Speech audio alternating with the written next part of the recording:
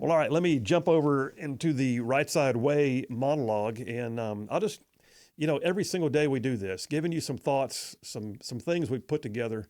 But the Rightside Way is how we always start the show, and today I'm calling this one "Save Our Kids."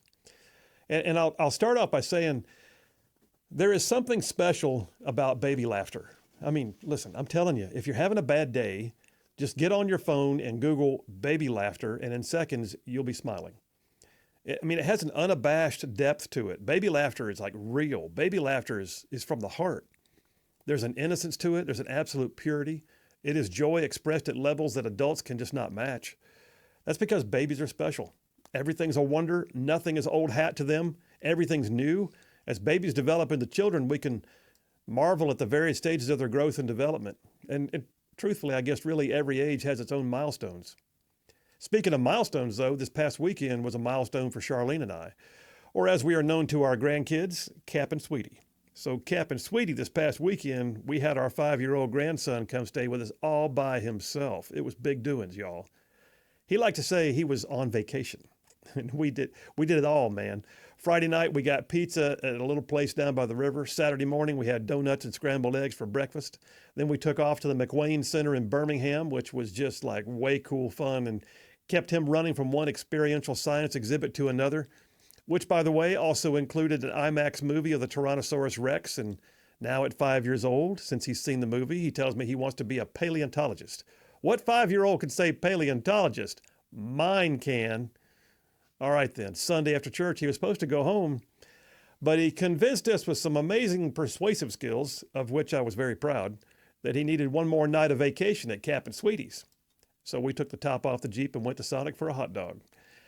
I don't know who was more exhausted, that 5-year-old little man or the Cap and the Sweetie, but I wouldn't trade that time for the world. Not at all. Kids are absolutely a gift from God.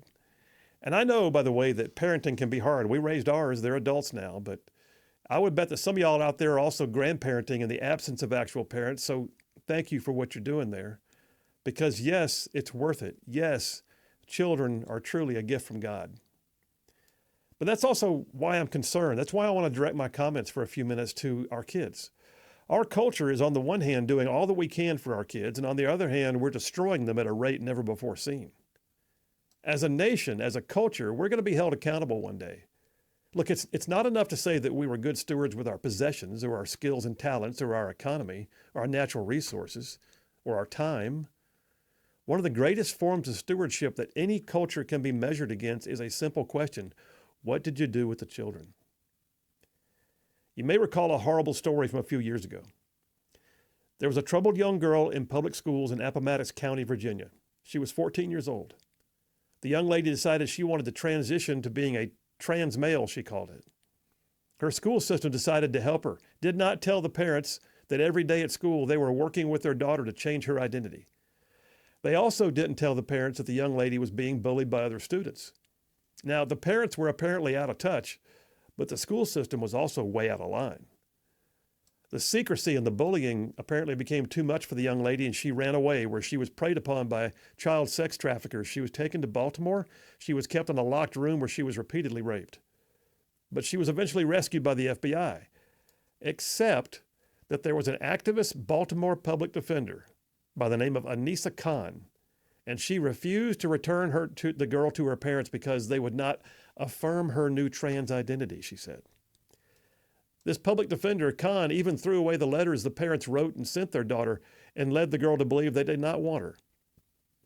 Khan even put the young lady in a boys' group home. When a judge ordered Khan to return the girl to her parents, Khan chose to appeal the ruling. Meanwhile, the stress on the young girl had reached a point that she ran away again, and she was abducted by another sexual predator and taken all the way to Texas.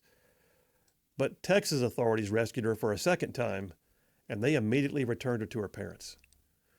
Look, as you might imagine, the parents sued the Baltimore Public Defender's Office and the Appomattox school system. Those events occurred back in 2021, and just a few months ago this year, in 2024, the activist public defender Anissa Khan was actually dismissed from the lawsuit, believe it or not, but only on technical grounds. From what I've gathered, though, in the several articles that I've reviewed about the young lady, she does appear to be doing well. And Virginia state legislators, they later introduced legislation to be named for her, that would prevent any school system from ever withholding information from parents again. And I hope, it is my sincere hope, that some well-deserved justice comes for that sweet young lady who had her entire childhood robbed from her by a combination of activism, arrogance, indifference, and sexual predators. I mean, at every turn, society failed her. At every turn. Now, I can't speak for her parents. I don't know if they were tuned out or just kept out. But I do know this. Everything I can see is they never stopped trying to bring her home. But if kids are a gift from God, and I believe they really are, then how is it that we as a society have allowed so much pervasive and abusive behavior to be inflicted on them? I mean, on the one hand, we're seeing more and more kids who remain in like a perpetual state of adolescence, while on the other, we see them forced into adult decisions about their sexual identity. The magazine, the journal, Scientific American, ran an article a few years ago. It said that the age 25 is the new 18.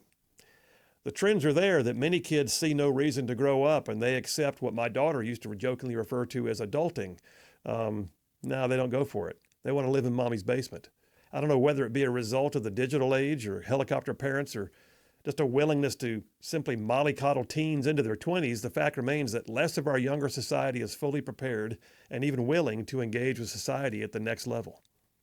There's one researcher from Columbia University that stated that 25 is the new 18 and delayed adolescence is no longer a theory, but a reality. Delayed adolescence. Well, if that's true, then we are seeing the immaturing of society. Think about that. I coined the phrase here, the immaturing of society. But yet we tell children they need to make adult decisions about sex and sexual identity. Makes no sense. States like California allow kids as young as 12, to make their own healthcare decisions without parental consent.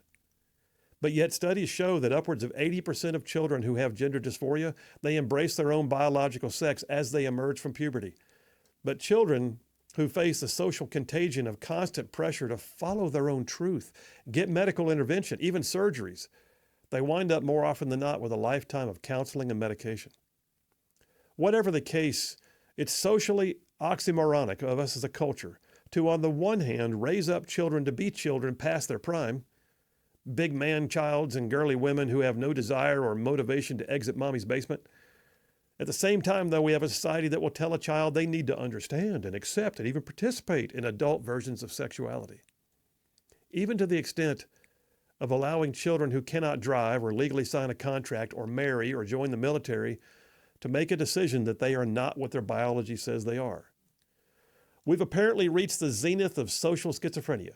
On the one hand, we tell a child to never grow up. On the other hand, we demand that they be treated as an adult about sexual decisions. Look, we got to rein this in. We have to affirm our kids. We have to love our kids and remain involved in their lives. We must love them enough to tell them no and teach them responsibility, but yet shield them from the burdens of adulthood before their time. They will be adults soon enough. And how will they remember their childhood?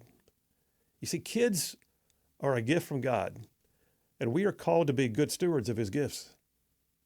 Go listen to some baby laughter. Tell me I'm wrong. That's a wrap for the Rightside Way.